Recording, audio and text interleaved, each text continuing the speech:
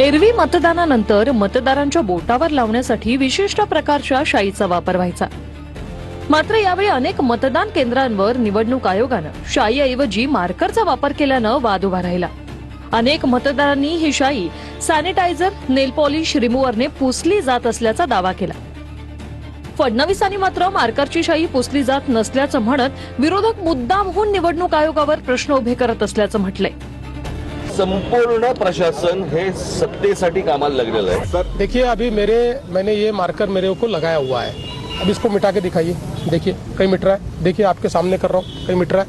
हे एवढं जर का डळडळीत सत्य, बोटावरची शाई जाते हे सत्य देवेंद्र फडणवीस आणि आयुक्त किंवा निवडणूक आयोग नाकारत असेल म्हणजे ह्यांची मिलीभगत आहे.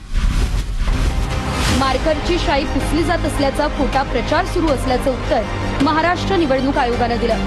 कोणत्याही व्यक्तीची शाई निघत नसल्याचा दावा निवडणूक आयोगानं केला. शाई पुसल्याचे खोटे व्हिडिओ बनवणाऱ्यांवर गुन्हे दाखल करू असंही आयोगानं सांगितलं.